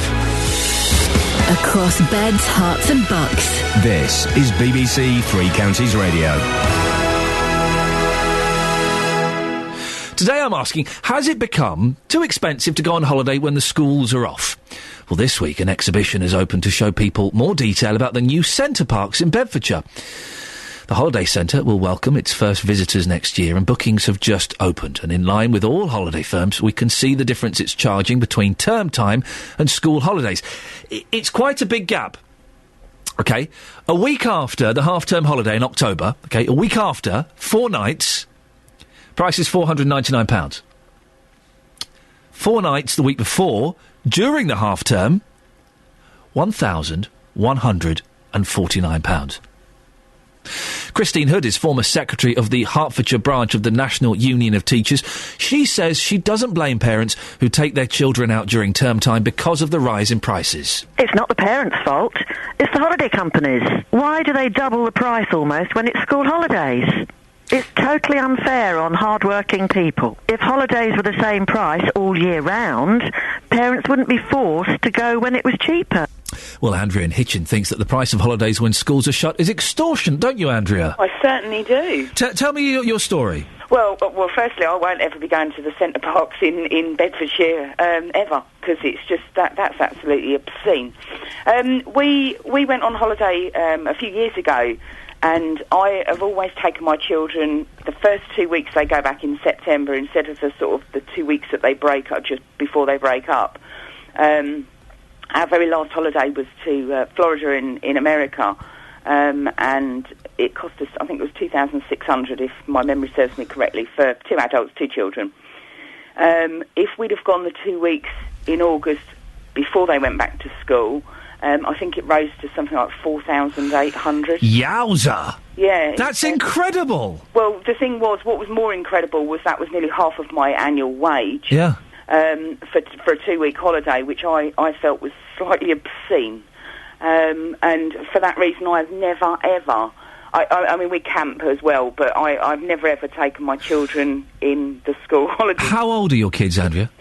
Well, I've got 3 now, 14, 11 and 4. And would you take the 14-year-old out of school during term time? I probably wouldn't now, because he's now doing GCSEs, but I did. Right. I mean, I'm going back sort of 3 years ago when we went... And what did the school say? Well, they wouldn't authorise the holiday. However, I was informed by somebody on the PTA, and I don't quite know whether or not this is 100% true, but that you are allowed 10 days, 10 school days, academic days off before anyone else can get involved, you know, whether it be the child services or whatever. I think that is true. I've heard that figure of being allowed 10 days off. But if you took more than 10 days off, child services would get involved. Well, I think is it I don't know, it's something to do with school. But I'm afraid it was a case of I'll take it as unauthorised, and if you want to take me to court and oh dear, do it please, because I couldn't have physically afforded us to have had a holiday. You know, sort of at £4,500, nearly £5,000. No, it's ridiculous. Andrea, listen, thank you very much. Is that the kind of place we live in now? The kind of world we live in? Oh yeah, no, I'm not going to let your kids go on holiday. Take you to court. What? Really? Oh wait, 459 455 555. Would love to speak to you this morning if you've had a run-in with your school because you wanted to take your kids out during term time. When they're 6, 7, 8, 9, 10, 11, there's no real problem with that, is there? I mean, what are they learning? It's not kind of real stuff, is it? It's not exam stuff. 08459 455 555. Joined now by John MacDonald, who's the director of the charity The Family Holiday Association, and also Sean Tipton from the Association of British Travel Agents. Good morning to both of you.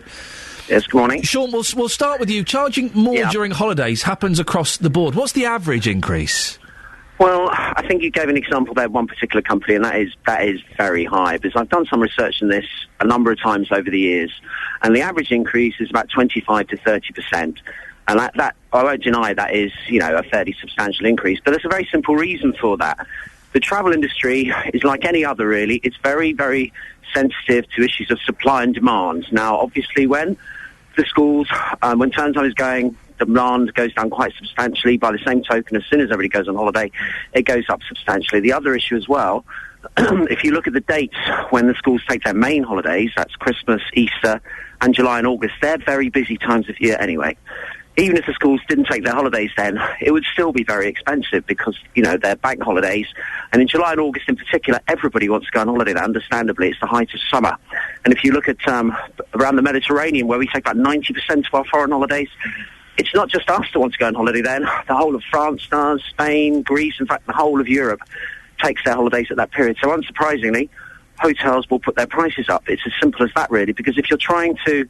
No, when you have, you know, that massive increase in demand, That's obviously sensibly when you'll put your price up. By the same token, when demand is lower, and that's particularly true in the months, say, June and September, that's when they put their prices down, so that makes the difference even more marked. But the only solution to this for, sorry to cough on your ear, for families would be for change the dates when the schools take their main holidays, as simple as that, really. Instead of taking breaks in July and August, think of June or September. This is something we've suggested to the government time and again. This issue comes up every year, and it always will. Because the only solution to it would be to spread that demand out, really, simple as that. John from the Family Holiday Association, should parents be allowed to remove kids from school to go on holiday? I think that there's too many families in this country who never get the opportunity during school holidays or during school term time to get a break. That's a job in life, is to help those disadvantaged families get a break. One in every 3 families can't afford the simplest of breaks. And, you know, I couldn't agree more with Sean from ABTA that, the problem really doesn't lie with the travel industry. They're there to make a profit, but the story I hear from the travel industry is more of scrabbling to reduce losses than celebrating humongous profits. The real issue is about the way that holidays are structured in the UK, the way that parents are put under enormous pressure. You had the lady earlier talking about the school putting pressure on her not to take her child out of school. The truth is that there's parents are allowed something like 10 days to take the child out of school during term time, but only with the permission of the head teacher. And what's going to make the situation even worse is that in September, Michael Gove is thinking about taking that authority away from head teachers, so they won't even be allowed to authorise absence. And also, Michael Gove is introducing this £60 fine. But that's not going to stop people. If they're saving £400-500 on a holiday by having it in September, they'll happily pay the £60, won't they? And of course, if greater pressure is put on parents to go during holiday time, what that will mean will be greater demand during the holiday time. There'll be less demand off-peak and shoulder periods. Price differential will expand. And the demand, the contrast between going expensive times and cheap times will become even greater. And the pressure on families to actually take the children out and break the law will become even more important. Sean, are there enough incentives for parents to book their holidays when the schools are shut?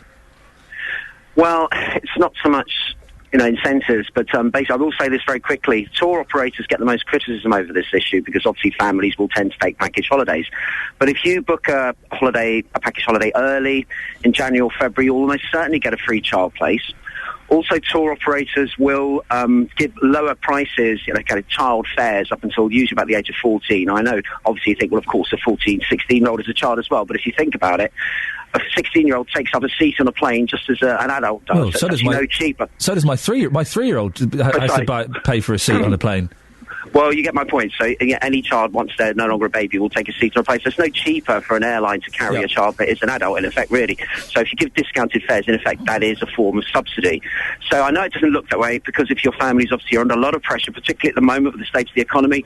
But again, really the only solution to this long term, and I know I sound a bit exasperated, but we have said this before to the government, is change the dates when the holidays are taken and allow schools to have a bit more flexibility about when they set those dates. So, because if you, seriously, I mean, if you go to the Mediterranean in May, June or September, I can't guarantee every day it's going to be lovely, sunny weather, but it's generally very good. And it's actually, if you've got young children, the weather's actually more pleasant and the prices are considerably lower. Sean, I just want to interrupt because I'll get final word from John. John, I've always thought that the holiday can be as invaluable as a week at school because you are seeing different things, you are eating different things, you're learning in a different way, aren't you?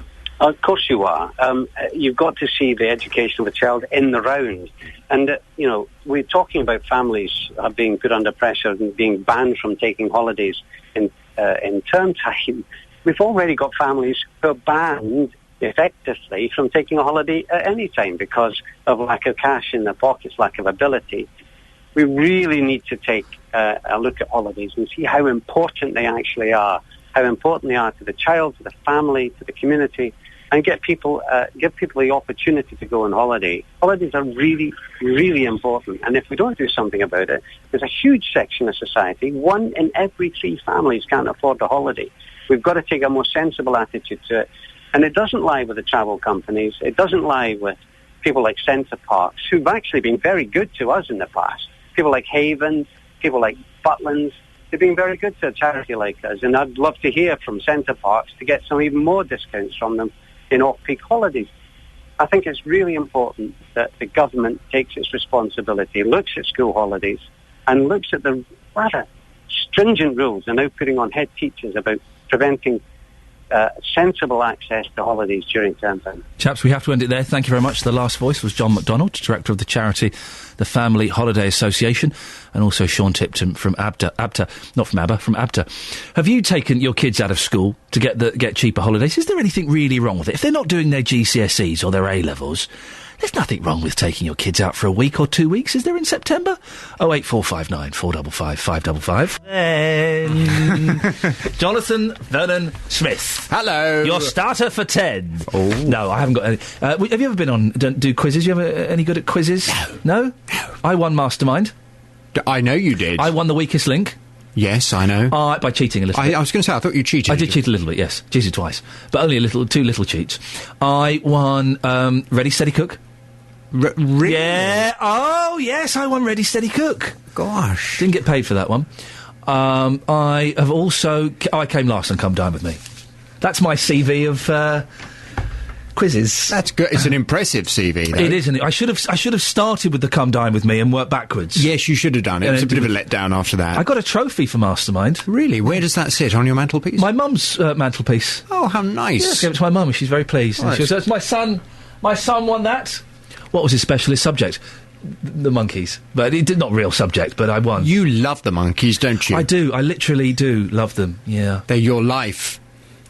When I'm sad and lonely and everything goes wrong in my life and I lose my job and I lose my family and I'm sat in a little the bedsit, old and miserable and crying in my pants, I'll look at my Monkeys records and laugh.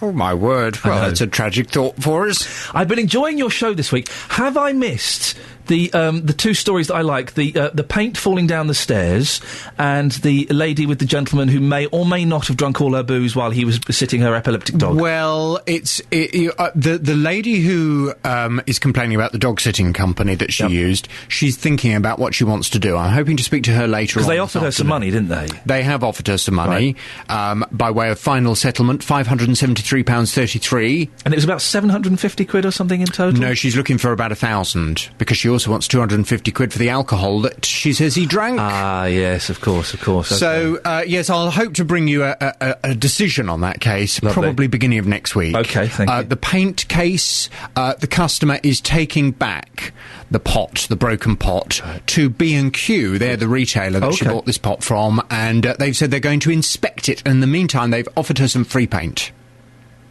I do enjoy... you've been really... I've really enjoyed your show this week. Thanks. I think you've been on fire. Oh, thanks. No, I think it's been some cracking stuff. Really? Yeah, it's very, very good. Well, we're hoping today's going to be interesting as well. What have you got today? Coming up on the big phone in this morning, do you have any sympathy for Jeremy Forrest? He's a 30-year-old teacher who started having a sexual relationship with one of his pupils when she was 15 years old. In court, he's been called a paedophile who groomed his pupil for sex before abducting her to France. As he left the courtroom yesterday, he reportedly mouthed, "I love you," to his former pupil, and she apparently mouthed, "I'm sorry." A friend of Mr. Forrest has told the Daily Mail they still love each other. Well, Jeremy Forrest may now face around 7 years in prison. There's no doubt that what he did was wrong. There's no doubt that he acted inappropriately, and there's no doubt that the law must punish anyone who has sex with a person who's under 16 years of age. Ultimately, I'm sure we all feel very sorry for her, and of course for her family, and it's very interesting on the internet, there are loads and loads and loads of people today who are expressing huge sympathy for him. Well, from 9 this morning, I want to hear your views. Do you feel any sympathy for Jeremy Forrest? Call me 08459 455 555. We'll discuss that case at 9. Call 08459 455 555. BBC Three Counties Radio. 08459 455 555 is the telephone number if you want to give us a call, or if you want to start getting your calls in for Jonathan Vernon Smith now, you can do so thusly. Now, have you ever seen anything in the skies that you couldn't explain? You're out maybe having a picnic one afternoon, you look up in the sky, oh my God, there's a UFO! Or maybe you're driving home for Christmas and you look out of the car, oh my God, there's a UFO! Maybe you have. I don't know. Well, the National Archives have released more than 25 files relating to the sightings of unidentified flying objects. In 2009, there were about 600 unexplained sightings, treble the number for the previous year. Well, we sent our own unidentified flying object, Justin Dealey, out to talk about this, didn't we, Justin? Yes, morning, Ian. You well? You don't believe in all this stuff, do you? No, I do, absolutely. Of course I believe. I mean, if we're here, there's got to be somebody else out there, surely. Yeah. You'd think so, wouldn't you? Just think there could be... I wonder what an alien Justin Dealey would look like. A very handsome alien, still a little bit creepy and dressing a little bit younger than maybe he should. Quite possibly. Who have you been speaking to this morning? Well, I'm live at Luton Airport right now. The plane spotters up here, they say, these are not UFOs, these are weather balloons or planes. Well, we had someone on the phone, Justin, who'd seen 2 different sightings of UFOs over the airport. She didn't tell Wendy the cleaner, unfortunately. That was her downfall, I think.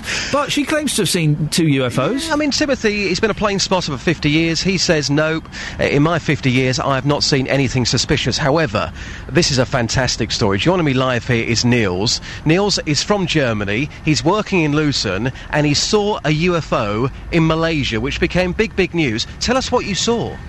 All right, well, basically we had 3 bright blue lights in the sky, and they were there every day for about 2 weeks.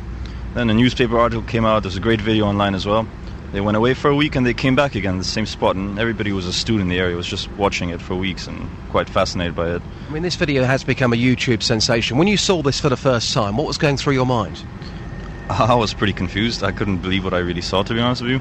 And yeah, I just tried to find something out. I was quite surprised that the government did not deny it, so that was great, but can't tell you more than that. Don't really know what it is. Now, without this video, did people think that you were absolutely mad? Yes and no. I mean, it depends who you really talk to. People are different, but some people, when they saw the video, they're definitely convinced. Some wanted to see it straight away because they're fans of UFOs, so it just depends, to be honest with you. So you must now 100% believe in UFOs/aliens? That's a hard question. I mean, I don't know what I believe, but I definitely don't believe when people say UFOs don't exist. But whether or not it's true, well, that's quite hard. Okay, and just remind us once again, just lastly, for anybody who didn't quite pick up on the first time you said this, just remind us again exactly what you saw with these lights. Just describe it for us. 3 bright blue lights, a bit like a UFO saucer, if you will, spinning around in circles, zigzagging around the sky in the same sort of place for about 2 weeks, every night, as soon as it got dark till it was sunrise. It's pretty crazy. Incredible. Thank you so much for your time. That was Niels. Does sound pretty crazy. Ian, there you go. You come out onto the streets of Luton. The third person, that was the third person I spoke to, Niels, and he's got a story like that. So people clearly are seeing things, and a lot of them, of course, can't be explained. Have you ever been probed? Ever been probed? Yeah.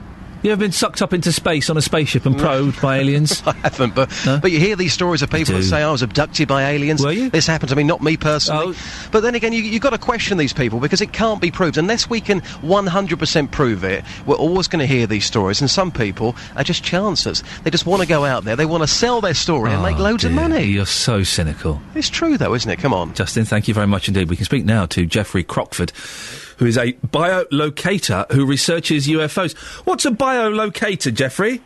Well, he's somebody who uses the techniques of dowsing, but in a scientific, sort of rational way. Scientific dowsing. So we're able to follow stories of UFOs, and the ones that interest us, of course, are where they might have landed. Ooh. Have you ever seen one, Geoffrey? I've never seen one. This is the thing. All these UFO experts never seen one. I've seen one twice.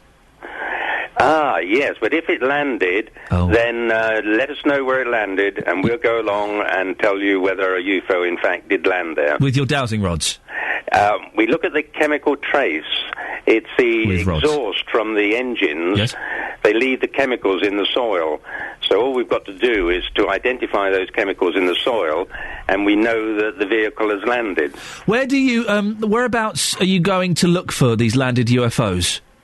Well, the one that we've done is at Rendlesham Forest, which is a well-known UFO site. Yes. There was an American base there, and the Americans who were on guard on the particular night, this is back in 1980, December, very good account of it, and a group of us went along there, and we actually found the landing site. We found the stains from the engines, we found the chemical stains from the pods, or the feet that it's stood on, and we were able to confirm that in point A, of fact, an unidentified flying object had landed there. And the chemicals they leave there, what kind of chemicals are they? I'm assuming they're unknown to mankind. Oh, no, they're well known. Oh, right, yeah. Right. The engines are what we call masers. They project a small amount of material at a very high velocity. A jet engine projects a whole mass of material at a low velocity. Right. And the chemicals that we look for are beryllium, copper, nitrate, and ammonia. They seem to be characteristic of the engines that they use, and we can look for these, say, at the Rendlesham site. We're hoping to do a site over in Wales in the later summer, and we look at crop circles as well. Oh no, and Jeffrey, no! Crop circles are fake. It's two blokes with a bit of wood. Everyone knows that. That's right. Yeah. Then why are you looking at them? Because they leave a chemical trace, we can pick up the traces of their boards and their boots and their ropes. But if you don't find the boards and if you don't find the boots and you find beryllium or copper, ammonia, nitrate, and a nice circle, and possibly the titanium from the couple of empty bottles of white lightning the ship lands on, then you're pretty certain that something has landed there. Jeffrey, we have to leave it there. Thank you, Jeffrey Crockford, who is a buyer locator. That's the science of dowsing, of course. Call 08459 455 555. BBC Three Counties Radio. Last 30 minutes of the show, or thence about. Coming up before 9 o'clock, a little bit of live music, as we do every Friday. By the way, if you're an unusual musical act, and by unusual I mean, well, you know what unusual means. I'm not going to define that word for you, for goodness sake. And you think you could come on the show on Friday morning and play some songs, then do send me an email, ian.lee@bbc.co.uk. Maybe you play the fiddle with your feet. That would be great if you could. It doesn't have to be that unusual. What have we had in before? We've had a variation on the sitar. We had some harpists playing some rock and roll. We had a choir. We've had we've had all kinds of things. Got a cracking one today. We had some Indians singing last week or the other week. So if it's something like that, something just a little bit more different than three blokes, two with acoustic guitars, singing about the girl called Sarah who broke their hearts. And send me an email, ian.lee@bbc.co.uk, ian.lee@bbc.co.uk, and you could be here next week. We're also talking about school holidays. Centre Parks, not the only holiday company that does it, but there is a new one opening up. They've just released their prices. Next October half-term, £1,149 for 4 days. The week after, when kids are back at school, £499. It's commonplace across the board. It does make me think, what's wrong with taking your kids out of school for a week or 2 weeks to take them on a holiday? If they're not sitting their exams, if they're, up to 11, then you should be allowed to take them out. It happened I know the 70s, lots of bad things happened in the 70s, but it happened in the 70s a lot. Debbie says on the text, I do not have a problem with parents taking children out of school during term time. If some families didn't do this, they wouldn't know what a holiday was. There's no name on that one, so I can't read that one. Tim in Bromham says, I take my kids out of school to go on holiday, and I fought a parking ticket and won. Tim, well done you. If only you'd seen a UFO. Glenn's in Northampton. Morning, Glenn. Good morning, Ian. Glenn, what do you think about these price rises during holiday time? It's called greed. It's got nothing to do with supply and demand. I went to Ibiza last year, and I said to one of the guys, because we went back to the same place, I said, what's happened here? Why aren't they building? They said the economy. So there is no excuse for saying there's no demand. I took my children out of Northampton School for Boys, and I told them that if they wanted me to have holidays within outside school time, they pay the extra. And I took them out. I went to Orlando. I went every 2 years when I was earning some good money, and I took them out every time. And my lad has gone on to graduate now, so it didn't do him any harm. And what did the school say, Glenn? Well, they were saying that, because I listened to this a few weeks ago when you had that gentleman on saying that they never catch up. They do catch up. It's called homework. And they gave him the extra work that he needed to do to bring him back in line. And as I said, my son's just about to graduate now in IT. So it's not done him. He hasn't done him any harm. How old were your kids when you took them out? They were 13 and 14. Oh, so during exam, they were getting close to exams. Yeah. Well, you're not worried slightly, Glenn, that maybe you could be doing them a disservice by taking them to Orlando? No, I didn't, because they deserved a holiday, like I had deserved a holiday, and there's no point in going on a holiday unless you take your children, because you only have a short amount of time to enjoy times with your children. They don't want to know now. Boom. You've totally got it right there, Glenn. You have said what I've not been able to articulate this morning. You've only got a certain amount of time with them when they're kids and when they want to hang out with mum and dad and want to go on holidays with their parents. Yep. And you're right, they get to 17, 18, 19, they don't want to know. They will want to know again, but it'll take a few years. Yeah. You're absolutely, Glenn, I appreciate that. You've articulated the point that I couldn't quite get to. They're only kids for a certain amount of time. And we as parents should enjoy that time as much as we can. My little boy, every night, without fail, wakes up 3 o'clock in the morning, screaming, wants to get in bed with one of us. We're sleeping in separate rooms at the moment, my wife and I, because I'm doing this ridiculous job where I get up at 4 o'clock. Weekends we're allowed back into the same bed. But, I don't mind if he gets in bed with me. I know I'm a bit grumpy and I'm a bit tired and he takes up all the bed and he kicks me and it's annoying. But he's not going to want to do that forever. At some point, he's not going to want to get into bed with me anymore. So I'm making the most of it. And it's similar with this school holiday thing, isn't it? They're not going to want to go on holiday with mum and dad forever.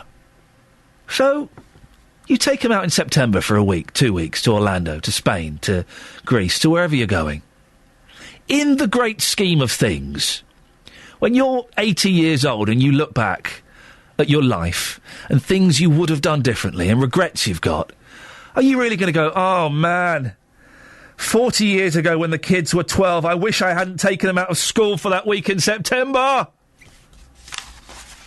08459 455 555. There is nothing wrong, is there, with taking your children out of school for a couple of weeks, for a holiday. A holiday that otherwise you probably couldn't afford. 08459 455 555. More text on this. Sarah says, Ian, unfortunately, husband works for IBC in Luton and has summer shut down for 3 weeks in August. Our kids are all grown up, but we still have to pay high prices. Tina says, Ian, it doesn't matter if schools change holidays. The travel agents will just put their prices up according to children's holidays periods. Here's a long one from Wayne. Sit down. Who's currently carp fishing. Wow. I used to go fishing. It was the dullest thing ever. Man, it was boring. Anyway, Wayne, sorry. Regarding holidays, it's obviously not doing much, catching many fish. He sent me this long email. Regarding holidays during school term, my son has had numerous days off this year due to snow closures and teacher training days. But you remember the snow closures when there wasn't that much snow? Yeah. But I asked for permission to take my son out of school for 5 days in November. The school refused. It's an absolute joke that they can close the school when it snows or to train teachers, but my son can't have 5 days off.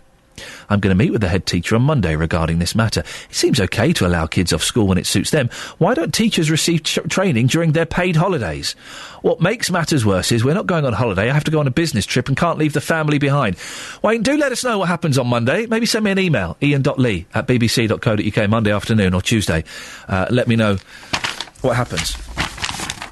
08459 455 555. On the subject of UFOs, Phil says, why are so many alien abductees welly-wearing loners from the middle of nowhere? He raises a good point. Alien encounters never seem to have any other witnesses. When the Secretary-General of the UN gets beamed up in the middle of a keynote speech, then I'll take this story seriously. You've not put your name on it. I can't read it out. Darren says, we must find this UFO from Norfolk. Maybe we can get some cheap fuel. 08459 455 555. There were 3 of the newspapers I did not look at earlier on. I apologise. Let's have a look. Daily Express. Pension blow for millions. Interesting this. Disaster after £48 billion is wiped off share values. Pension funds lost billions of pounds yesterday as share prices around the world plummeted. That is next to a picture of the Queen at Royal Ascot who's celebrating because her horse won a race. The two differences in lifestyles couldn't be wider, couldn't be more apparent. Pension blow for millions, £48 billion wiped off share values, and a rich millionaire who, let's be honest, hasn't done that much to earn that money, if anything, is cackling away because her horse has won a race.